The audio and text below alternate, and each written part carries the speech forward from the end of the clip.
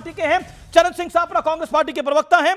मेरे साथ अनुराग भदौरिया हैं, समाजवादी पार्टी के। शुभ्रास्त्रा जानी मानी राइटर हैं, वो जुड़ेंगी। और Somnath Bharti, former law minister Delhi के हैं। लेकिन एक बड़ी सरप्राइज एंट्री है मेरे साथ इमरान मसूद स्टूडियोज में है। कांग्रेस के कद्दावर नेता, पश्चिमी पूरे उत्तर प्रदेश के कांग्रेस के बड़े नेता इमरान मसूद मेरे साथ स्टूडियोज में। इमरान भाई आप आइए, मेंबर ऑफ पार्लियामेंट है। इमरान मसूद का अभिनंदन है।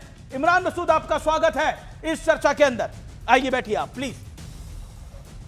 इमरान मसूद जी, सबसे पहला सवाल आप ही से कर लेते हैं। कांग्रेस की तुष्टीकरण की नीति कल, आज और कल जो राजनाथ सिंह ने बात बोली, उसमें कितना दम है? देखिए, राजनाथ सिंह जी ने जो बात बोली वो मुझे नहीं समझ में आता उन्होंने कहां से निकाल कर बोली। हमें तो एक ही चीज़ की जानकारी है कि सरदार पटेल जी ने, जिनका जिक्र उन्होंने किया, सरदार पटेल जी ने चिट्ठी लिखी थी और चिट्ठी के अंदर लिखा था आरएसएस की गतिविधियों को जान करके, और उन गतिविधियों को देखते हुए उन्होंने आरएसएस के ऊपर बैन करने का काम किया था। जहाँ तक पंडित जवाहरलाल नेहरू की बात है, तो पंडित जवाहरलाल नेहरू तो पूरे देश को एक सूत्र में पिरोना चाहते थे। वो तो अपने विपरीत विचारधारा के लोगों को भी साथ लाना चाहते थे। उन्होंने श्यामा प्रसाद मुखर्जी जी को इसीलिए शामिल किया। उन्होंने एक सेकंड सर जी, उन्होंने ही थे। अगर सरदार पटेल रहते तो ये आरएसएस आगे बढ़ ही ना पाती। वो तो पंडित जवाहरलाल नेहरू थे जिन्होंने एक सेकंड पंडित जवाहरलाल नेहरू थे जिन्होंने इसके ऊपर से बैन हटाया था, वरना सरदार पटेल साहब ने तो बैन किया था। इमरान मसूद, आपसे मेरा एक बड़ा सवाल है। 1950 के आसपास बाबरी मस्जिद अयोध्या के रेनोवेशन का मुद्दा उठा। नेहरू, ये मैं inside story of Sardar Patel, the diary of Maniben Patel, उनकी किताब से मैं उठा के लेकर आया हूं। उन्होंने उसका कड़ा विरोध किया, जिसको राजनाथ सिंह ने जिस बात को बोला है। और पंडित नेहरू चाहते थे बाबरी मस्जिद किसी के सरकारी फंड से बने। सुनिए मेरी बात, पर जकात से मस्जिद बन सकती है क्या? पंडित जवाहरलाल नेहरू प्राइम मिनिस्टर थे और उनके द्वारा कही गई विरोध या कही गई कोई भी बात दस्तावेज होगी। वो किसी के कहे के ऊपर नहीं आप यकीन कर सकते, वो दस्तावेज हो गया। अगर उन्होंने किसी को चिट्ठी लिखी, पर ये बात तो सत्य है ना। सोमनाथ मंदिर में जब राजेंद्र प्रसाद तत्कालीन प्रेसिडेंट जा रहे थे तो पंडित नेहरू ने उनको रोका था, वो तो सत्य ही है। नहीं, देखिए तो एक बात सुनिए, बीजेपी कह रही है तुष्टीकरण की आदत कांग्रेस की पुरानी है, नेहरू से लेके राहुल गांधी तक। नेहरू जी की वजह से तो बैठे हो। अगर सरदार पटेल ने जो काम किया था वो कर दिया होता तो यहां बैठे ही ना होते, ये विचारधारा ही ना रहती जो जिसके लिए सरदार पटेल ने आपको इतनी सख्ती के साथ बैन किया था। तो बाद में खोला भी तो बैन सरदार पटेल ने। सरदार पटेल नहीं, सरदार पटेल नहीं 1966 के 1962 में या 66 में दबा करके देखिए पंडित नेहरू की बात। उसके बाद राजीव गांधी ने शाहबानो का फैसला पलट दिया, वहां तुष्टीकरण हुआ। उसके बाद एक मिनट, संविधान के अंदर यह अधिकार है कि मैं अपने धार्मिक मसलों को बिल्कुल आजादी के साथ मानूंगा, मेरे किसी पर्सनल लॉज के अंदर दखल नहीं होगा। तो ये तो संवैधानिक चीज थी, इसके अंदर पलटना क्या था?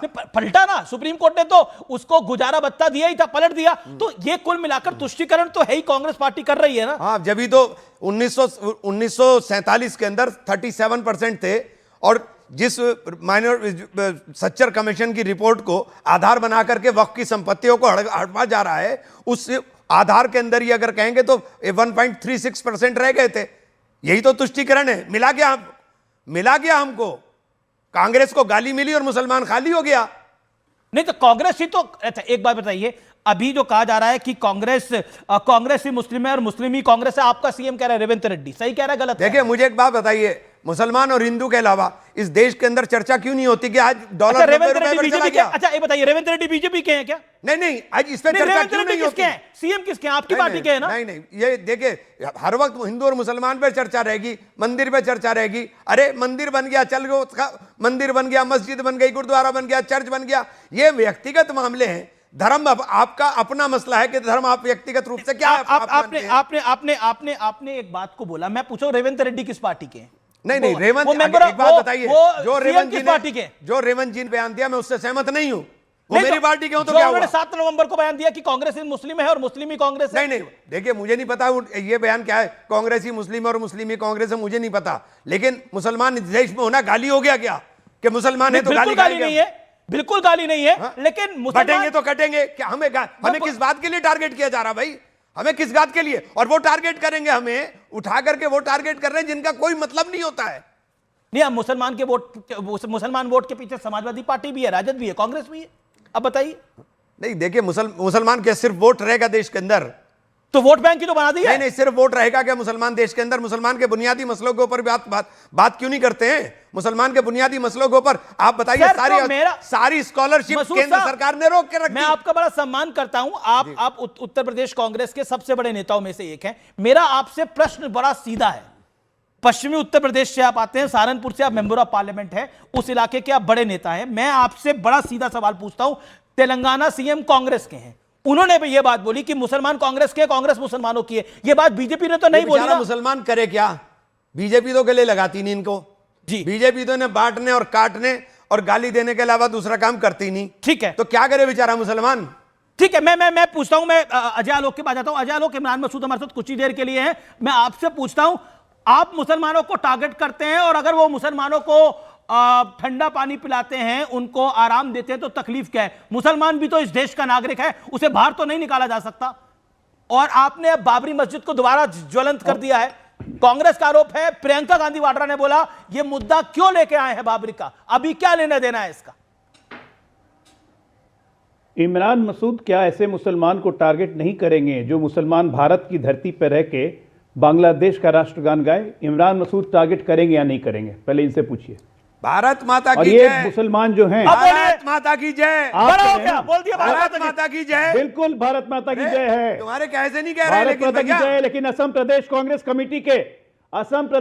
कमेटी के दफ्तर में बैठ के बांग्लादेश का राष्ट्रगान गाते हैं और उसके बाद मुसलमान टारगेट। भारत माता की जय। टारगेट आप बोल रहे हैं? अरे भारत माता की जय, तुम्हारे से ज्यादा बोलेंगे। ये भारत माता तुम्हारे से ज्यादा है हमारी भाई। 2014 में प्रधानमंत्री मोदी की बोटी बोटी काट रहे थे ये।